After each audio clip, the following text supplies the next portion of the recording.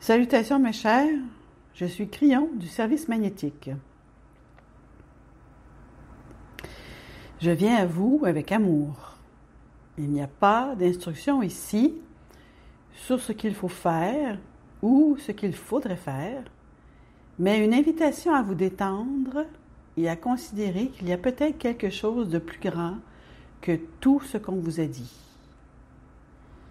Vous m'entendrez dire, et je le fais souvent, aux sceptiques et à ceux qui lèvent les yeux au ciel sur ce genre de choses, que c'est normal de s'interroger.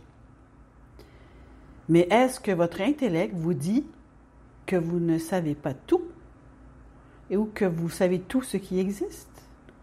Est-il possible que vous soyez seulement sceptique parce que les choses sont en dehors de la bulle de ce que vous croyez?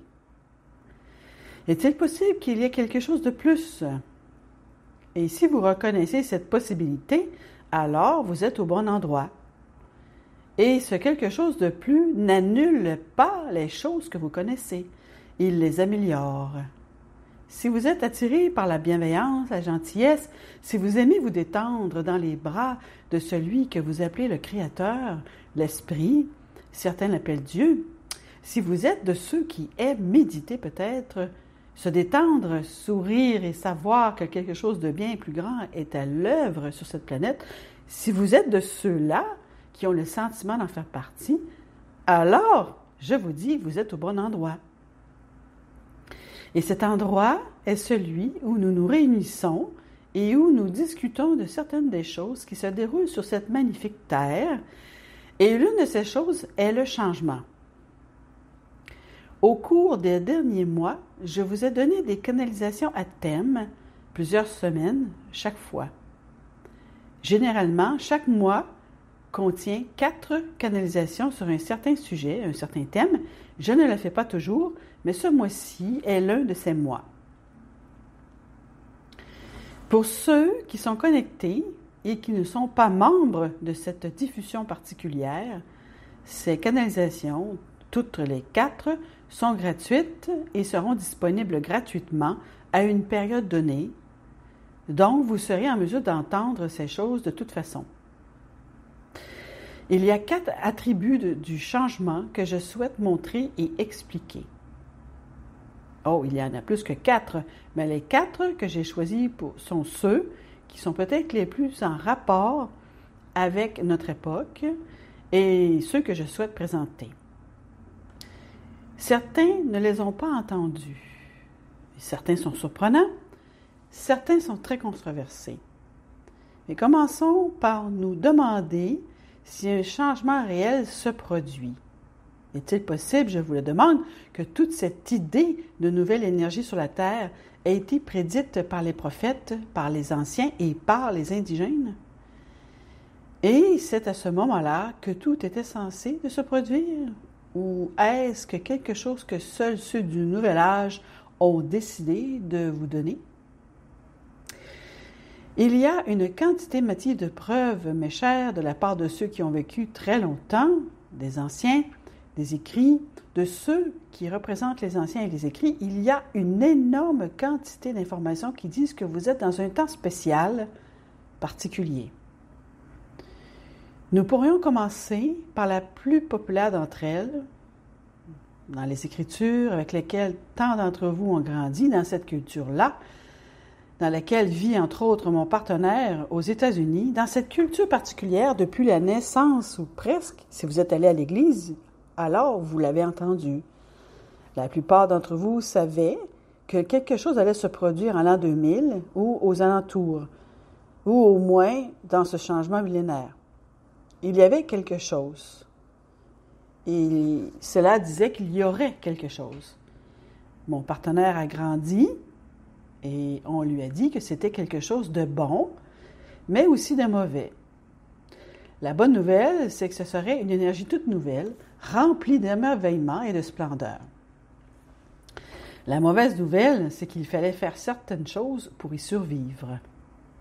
Et c'est alors devenu la doctrine qu'il a apprise, c'est-à-dire une doctrine de punition et de peur, afin d'être convenable et appropriée pour ne pas être laissé derrière. C'est une chose très connue, oui. Mais regardez les métaphores de cette doctrine. Il y avait un changement à venir, et ce changement particulier est très très clair.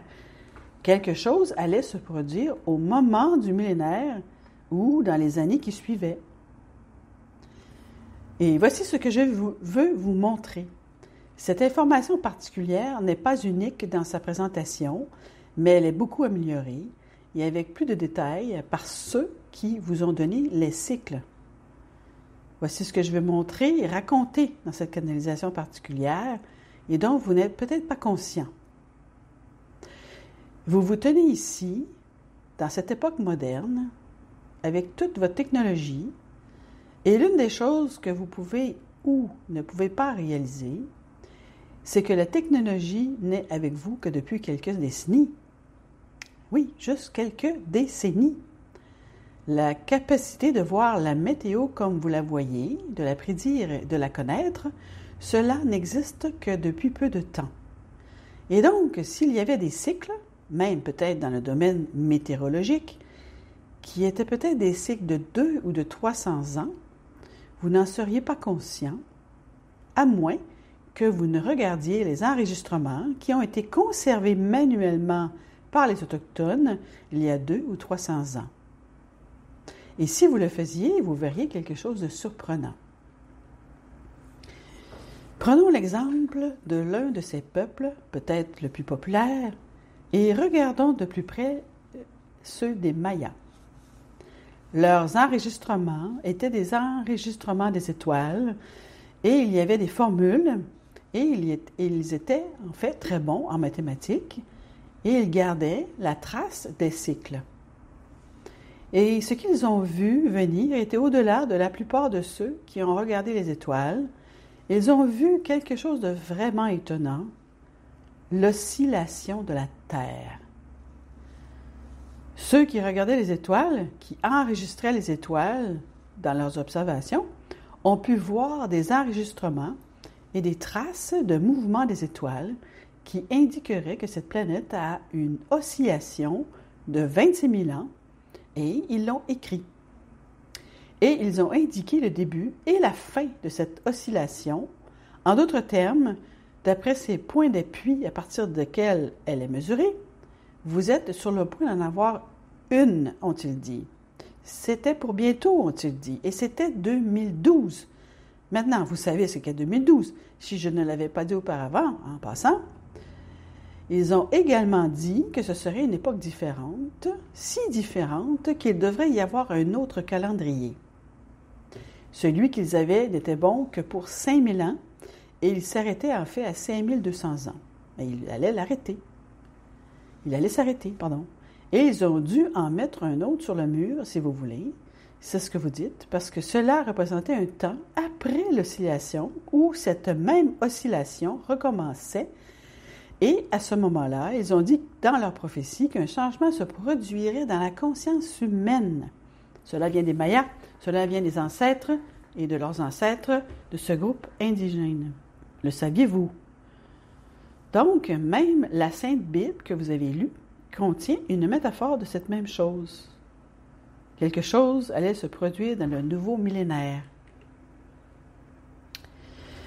Mon partenaire a fait le tour du monde et il s'est rendu dans de nombreux endroits. Et l'une de ces choses qu'il fait est de demander aux indigènes « Quelle est votre prophétie? Que voyez-vous? Que va-t-il se passer? » Et encore, il s'est assis au pied de chamans qui parlent des cycles. Il parle de ce qui se passe maintenant et qui n'est jamais arrivé auparavant. Et qu'il soit dans l'hémisphère sud ou dans l'hémisphère nord, les histoires se ressemblent tellement. Voici l'histoire. Si vous arrivez à passer l'an 2000 sans vous détruire, la conscience sur cette planète changera. Les pensées seront différentes, les réactions seront différentes. Beaucoup de choses vont changer, pas seulement la technologie, mes chers, la conscience est le sujet. Est-il possible qu'il y ait un type de conscience que vous appelleriez ancienne conscience qui commence à évoluer vers quelque chose qui est plutôt une nouvelle pensée? est-il possible que même ceux qui sont les sceptiques dans tout cela commencent à avoir une expérience de « Ah! » et disent « je ne savais pas ça, regardez, il y a quelque chose de plus que ce qu'on m'avait dit. Regardez, il y a ce changement. Regardez encore, il y a un changement dans notre culture. Regardez ce qui se passe. Il y a un changement dans ce qui est accepté et ce qui ne l'est pas. Et vous le constatez. Si vous ne le saviez pas, vous le constatez. Des choses qui n'auraient jamais changé en 100 ans, 200 ans, sont en train de changer sous vos yeux. Et c'était prédit par les anciens. Le sujet est le changement. L'un des changements les plus récents et les plus profonds des histoires de changement, des révolutions d'information et de révélations, s'est produit lorsque mon partenaire se trouvait dans une ville très élevée, Cusco, au Pérou. Difficile d'y respirer pour quelqu'un qui est né au niveau de la mer, alors il fallait parler plus lentement, ce qui n'est pas ce qu'il fait habituellement.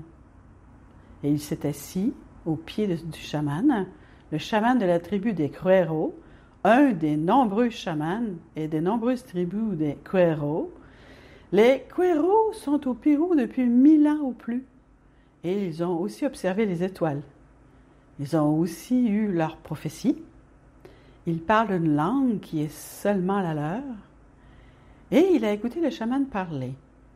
Le chaman avait appris l'espagnol, et cela lui avait été révélé et traduit dans sa langue anglaise, et il s'était assis à ses pieds, et il avait écouté cet homme pour lui expliquer, en fait, la base 101 de crayon, c'est-à-dire ce que crayon enseigne depuis toujours, la base. Et c'est la technologie que nous utilisons pour la vérité de base que je donne depuis 31 ans.